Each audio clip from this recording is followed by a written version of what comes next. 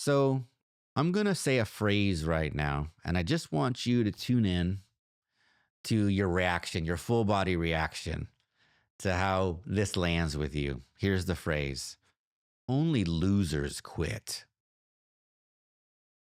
Did you grow up? Did you grow up? Were you raised for that to be sort of like your paradigm, for that to be a standard? It seems kind of common sense to us now, right? Like, of course we shouldn't quit. We don't quit. Quitters are losers, right? We don't quit. We feel guilty. We feel shame when we quit, you know? And I've spent a lot of time over the last few years really rethinking this. And this book is not new, but this book recently came into my awareness. It's Seth Godin's The Dip. And this, wow, put an exclamation point on how I've been thinking about quitting, because we have got it all wrong. So first of all, we'll get to the quitting part, but first let's talk about The Dip, the title of the book, and what it means. So the dip is what we face anytime we want to begin something big or new, a skill, a task, an accomplishment, a goal. And I'll put it into Seth Godin's words. He says, the dip is the long slog between starting and mastery. A long slog that's actually a shortcut because it gets you where you want to go faster than any other path. Okay, so you see the little diagram. I love my little diagrams, but you see from the little diagram that we have, the horizontal axis is effort. So effort and time. So over time, you're putting more time into something, more effort, and the results you are getting is that vertical axis. So in the very beginning, just how it works, just how our brains are wired, just how learning works, the science of learning is in the very beginning, we put not necessarily too much effort, and we start to see some results right away. We get feedback from others right away. We see progress right away. So there's a natural little boost of excitement. There's a little lift right when we start the new thing. Okay? Let's call that the honeymoon phase. So there we are on the graph. We're kind of like right on that, standing on top of that hump, right? It almost looks like the head of a whale right there, right? We're standing right on top of that hump. The dip has not begun yet. But the dip is coming. If it's something worth doing, then the dip is coming. And this is Seth Godin's point, is that the dip is actually the greatest thing that could possibly happen for us, because the dip is why we're here. That's what he says. The dip is why we're here doing the thing. Why? Because the dip is going to make it extremely difficult for most people to make it to the other side. Therefore, it creates scarcity. Scarcity creates value. In other words, those that have endured and made it through the dip are few and far between, and therefore their value has increased. Okay? Now, that seems obvious, right? I think you guys get that concept. Like, resilience, endurance is necessary to achieve big things. But here's where he takes it a step further, and what I think the real value of the book and the argument here is that we all have sort of inherited this mentality that I open this video with, which is that, we don't be a quitter. You don't quit. Stick with things, right? People who achieve great things stick with things.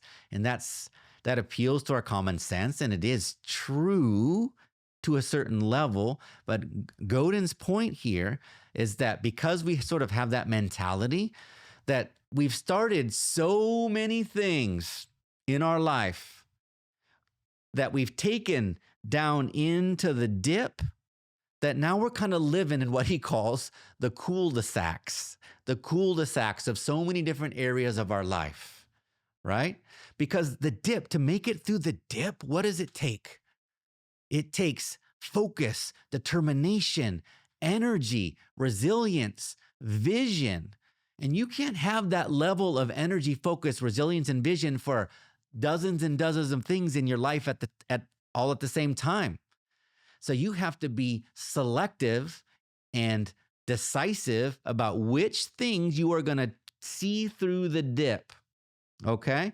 But instead, we end up just lingering in these cul-de-sacs. Cul-de-sacs. I'm going to read Godin's definition of cul-de-sac, okay? He says, the cul-de-sac, which I think you know is French for dead end, is so simple it doesn't even need a chart. It's a situation where you work and you work and you work and nothing much changes. It doesn't get a lot better, doesn't get a lot worse. It just is. And that is the danger. Sometimes we're lingering in that cul-de-sac and we think we're working through the dip, but nothing's changing, nothing's shifting. We're wasting our time and we're wasting our energy. And this is where the real wisdom, the not common sense wisdom from the book comes in. And it's all about why and when you should quit and why you should quit more often. And here's Godin's argument is that there's a good time to quit and there's a bad time to quit. When you are standing on the top of that whale that I was calling from the graph, right? Like you've just begun, you've kind of had that initial little boost, but now you're kind of looking out over the dip and you realize that the journey between where you are now and mastery involves a massive dip. And if you can't tell yourself, if you can't commit to tell yourself, I'm going to be the best, then you should quit right then. This is Godin's argument that the sooner you quit and just commit to it, the more favor you're giving yourself when it comes to channeling that energy somewhere else where you do want to move through a dip. Because according to Godin, all greatness comes from having made it through a dip. So which one are you going to decide to endure?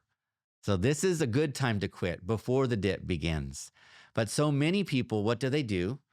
They, kind of half-heartedly they know it's going to be a dip maybe. Maybe they're a little naive, but they half-heartedly kind of just like walk on down, slide on down into the dip, and then it ends up becoming a cul-de-sac. It's not getting worse, okay? Like they've kind of hit the bottom, right? But it's also not getting better.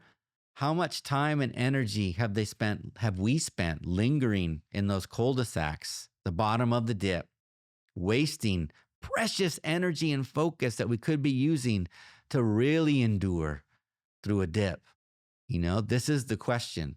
So many people go down into the dip, and linger. It's getting hard, not seeing much. And then how many months, how many years later do they finally quit? And Godin says, if you can't answer the question that, yes, I'm willing to do what it takes to be the best in this particular thing, if you can't answer yes to that, then you should quit immediately, regardless of where you are on the graph. Quit now because you're wasting your time. Now, we're talking about substantial things or meaningful things for your life here.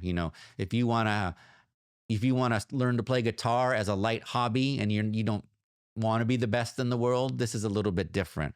Right now, we're talking about things to which you want to gear and design your life, your legacy, your real goals, your purpose-aligned goals, okay? The things that you decide to commit to make it through the dip are going to require your energy and your focus and your endurance. So don't stretch yourself. That's kind of the argument here. And to kind of protect yourself from impulsive quits, Godin actually recommends ahead of time defining really clearly what will be the conditions that will cause you to quit. So it almost just becomes almost like a prenup, if you will, right? Like you tell yourself, okay, I'm launching this new business, this new project, and I know there's going to be a dip, and I'm willing to work through the dip. The only way I'm going to quit is if these are the conditions, these are the numbers, these are the conditions, okay? And if you then it doesn't become an emotional thing, it was just kind of pre-decided. If you hit those conditions, then you carry through with quitting. But So this is a little bit tricky here, right? Because on the one hand, it seems like we're getting this message of like, yeah, quit everything, quit a lot, quitting's great. But some part of us also knows that there is some truth to that initial phrase that I offered here, which was, there's something to be said for those who don't quit. And so another piece of wisdom in this book, which I want to close with, is the 3 questions you should ask yourself before you quit something. Okay, before you quit something. Question number 1, ask yourself, am I just panicking? Panic is not a good reason to quit. And I've created other videos and I talk a lot about things like the terror barrier, right?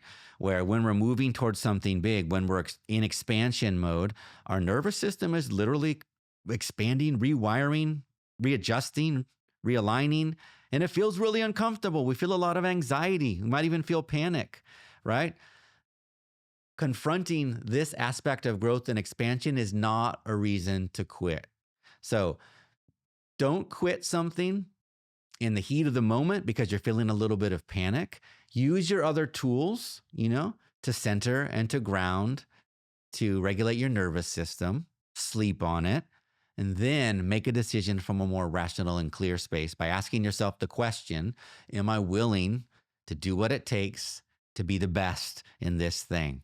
Don't quit because you're panicking. Number 2, who am I trying to influence? And who do I need to influence to be successful in this particular dip? And here's what he means. I really like this.